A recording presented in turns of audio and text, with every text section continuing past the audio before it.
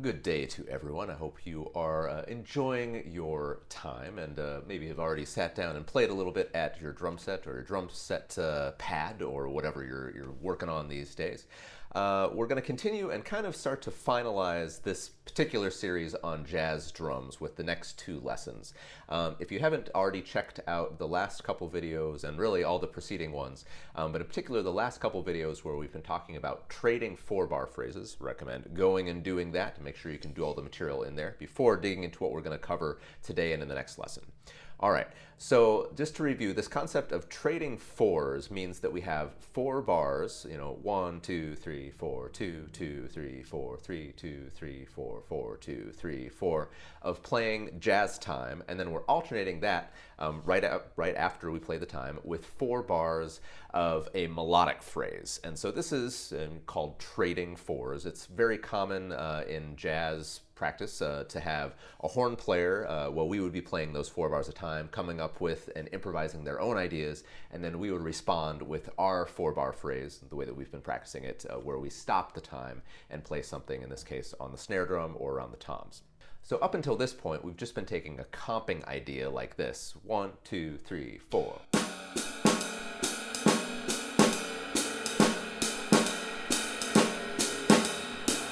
So that 1 and 2 and 1 and 2 and for our solo idea, we just leave out kind of the fleshed out groove. So we stop playing right hand ride cymbal. If we're walking 4 beats on the floor in the bass drum, we leave that out, and we just actually continue the idea as like a solo thread.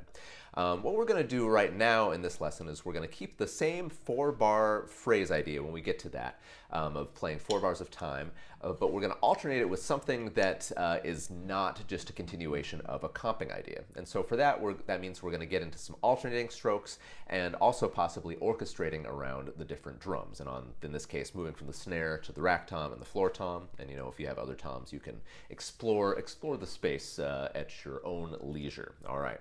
So first off, we need to learn this new chunk of vocabulary, and we talk about this being conversational, and our ability to have a relevant conversation with a wide variety of people means that we need to expand our vocabulary. We can't always just say the same thing, like, this is my Chris Teal phrase. I'm always going to say,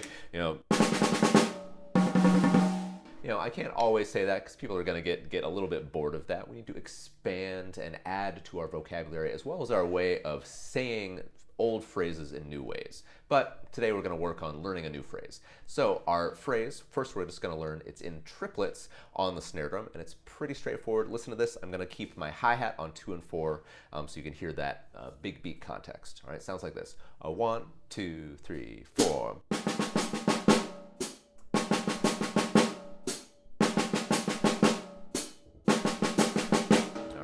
So I'm thinking 1 and a 2 and a 3, rest. 1 and a 2 and a 3, or triplet, 3, 4. Triplet, 3, 4.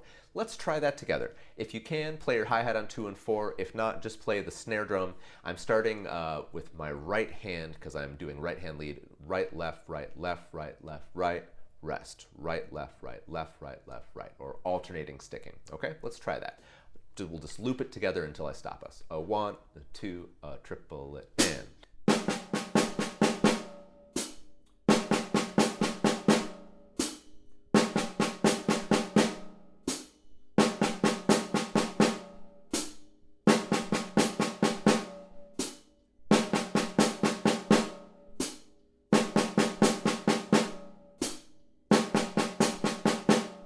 Okay. Let's take it a little bit faster, and now, if that's comfortable, I might start to move it around the drums a little bit. So see if you can just follow with me. When I move to a different drum, I'll stay there for a little bit, so don't worry if you miss the first change, okay? Let's try this a little faster. Ba ba da ba ba da ba. 1, 2, snare first.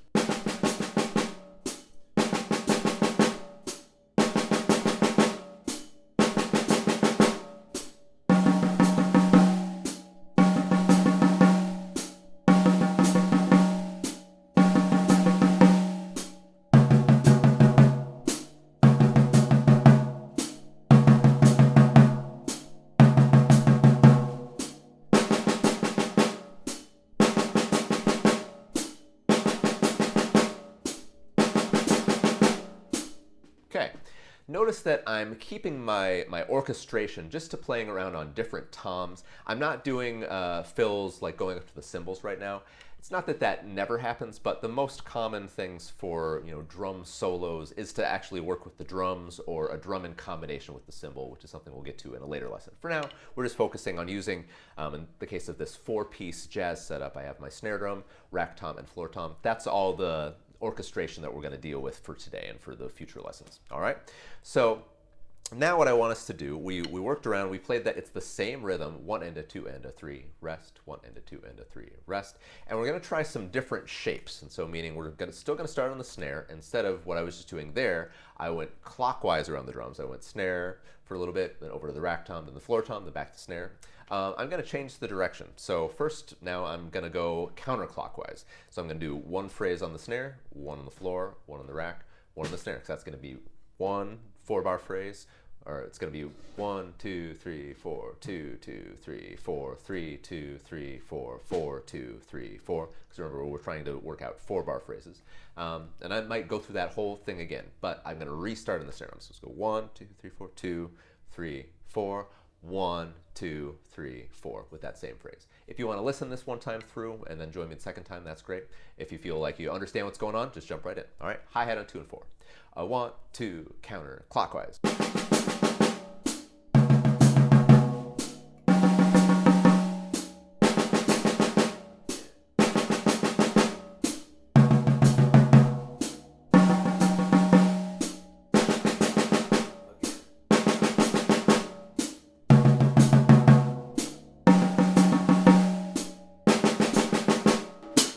Let's do the same sort of thing, but now we're going to go back to clockwise. So 1 2 3 4, 1 2 3 4, 1 2, ready, clockwise.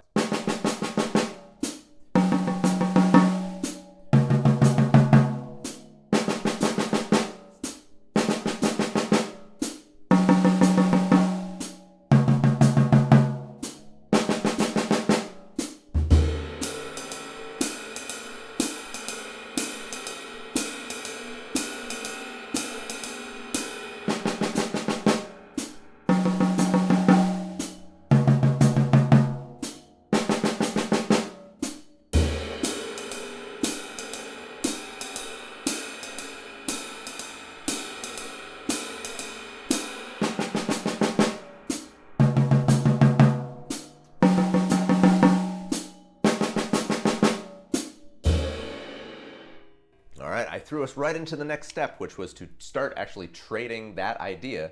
First off, I did clockwise and counterclockwise with those 4 bars of time. All right, if that was unclear, let's do it again.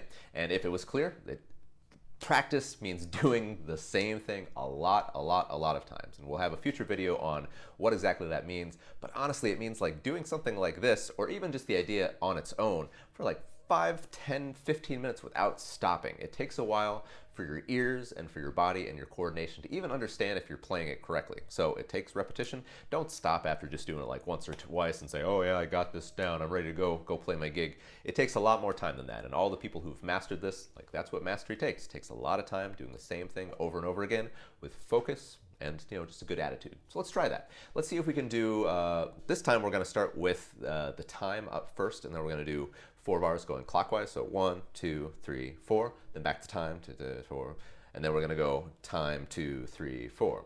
So that fill is gonna go snare, counterclockwise. So we're gonna go clockwise in the first trade, counterclockwise in the second trade, and we're gonna repeat that whole system, at least one more time. But 4 bars time up front. All right, no bass drum for now. Just worry about, don't worry about it. Just try to get your ride cymbal, hi-hat on 2 and 4. 1 2 time first.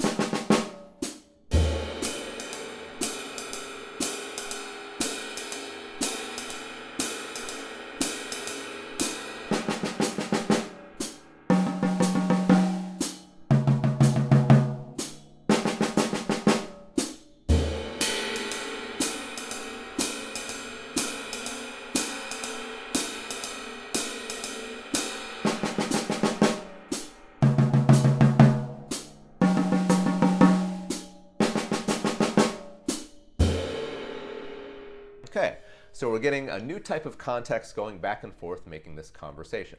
And again, it might sound repetitive and in a certain time maybe boring because we're playing the same idea over and over again, but that's the idea. We want to get this to the point where it's so internalized that we can, make these phrases combine with other phrases we've practiced in this same sort of way and combine them in new ways. That's really what improvisation is. It doesn't mean taking something you've never heard before, and especially something you've never played before, and just magically making it sound great.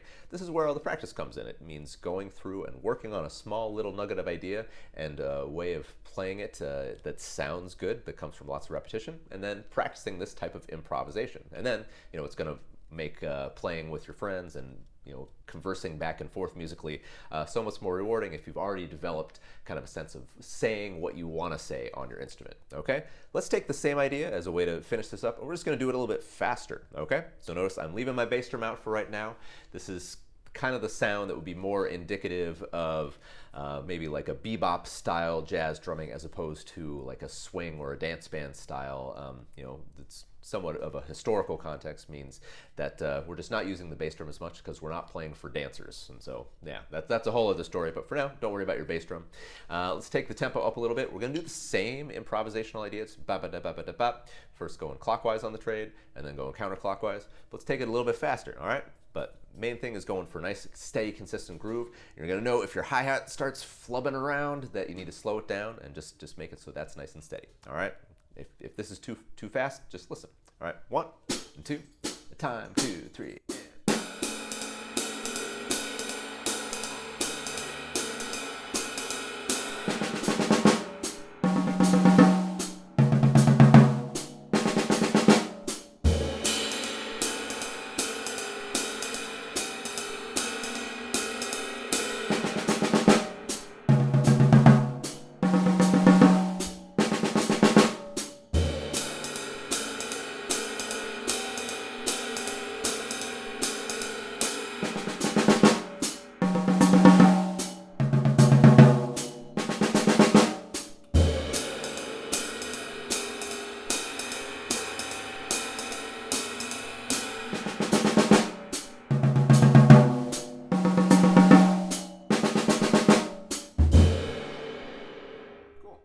All right, so I'm just going at a tempo that feels really comfortable for me and I'm able to play clearly.